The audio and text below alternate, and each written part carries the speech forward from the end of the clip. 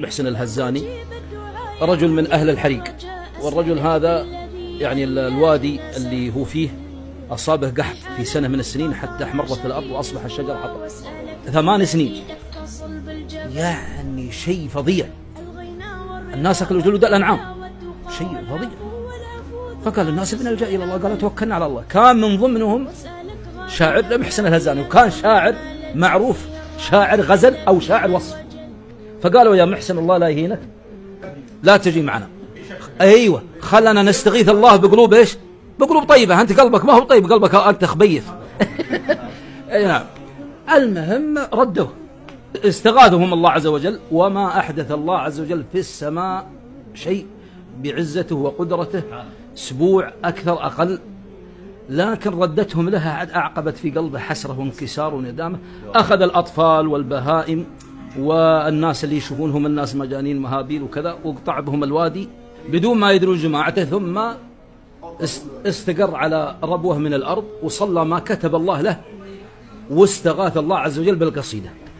قال في مطلعها: دع لذيذ الكرى وانتبه ثم صل، واستقم في الدجى وابتهل ثم قل، يا مجيب الدعاء يا عظيم الجلال، يا لطيف بنا دائم لم يزل، واحد ماجد قابض باسط، حاكم عادل كل ما شاء فعل، ظاهر باطن خافض رافع، سامع عالم ما بحكمه ميل، أول آخر ليس له منتهى، جل ما له شريك ولا له مثل، بعد لطفك بنا ربنا افعل بنا كل ما أنت له، يا إلهي أهل، يا مجيب الدعاء يا متم الرجاء، أسألك بالذي يا إلهي نزل به على المصطفى مع شديد القوى، واسألك بالذي دك صلب الجبل، الغنى والرضا والهدى والتقى والعفو ثم حسن العمل، واسألك غاديا ماديا كل ما لج فيها الرعد، حل فينا الوجل،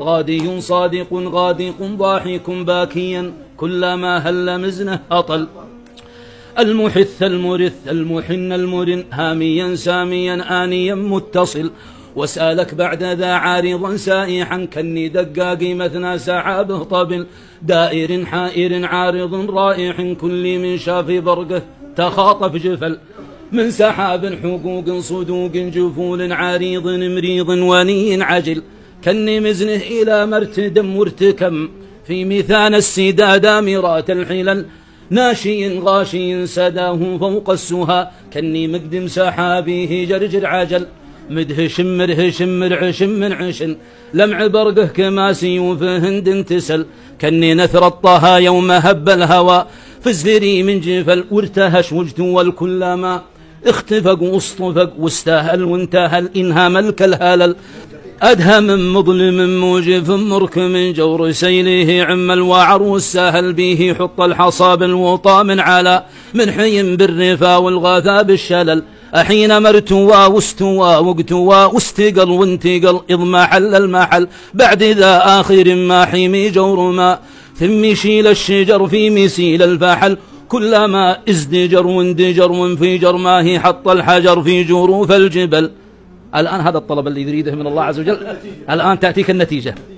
والفياض اخصبت والرياض عشبت والركايا رجعت والمقل اسفهل، والحزوم اربعت والجوازي سعت والطيور اسيعت فوق زهر النفل، كني وصف اختلاف الزهر بالتلا وانفروش الزوالي تفل، بعد ذا علها مرهش قالط في بقايا 4 من سماك العزل، بعد هذا يحل الزلال بدلال، قدر شهر سقى راسيات النخل راسيات الميثان طوال الخطور، مستطيل المقادم جريد مظل حيثهن الذخائر لا ما بقى، بالدهر ما يدير الهدير الجمل، تغتني به رجال بواد الحريق، هم قروا من كرام نلاج المحل، هم جزال العطايا غزار الجفان، هم لباب لضيف بليل هشل.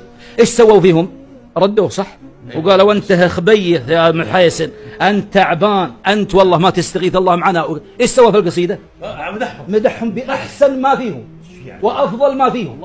أنت كيف تبى يغيثك الله عز وجل وقلبك أسود على جماعتك؟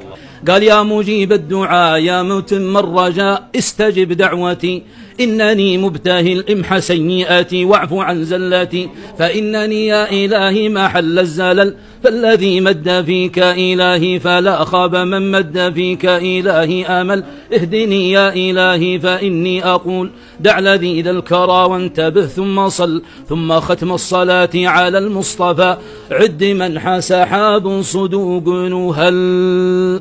استجاب الله عز وجل دعوة محيسن هذا وأعطاهم الله عز وجل مطر وسيل طلع عروق الأثل كما وصف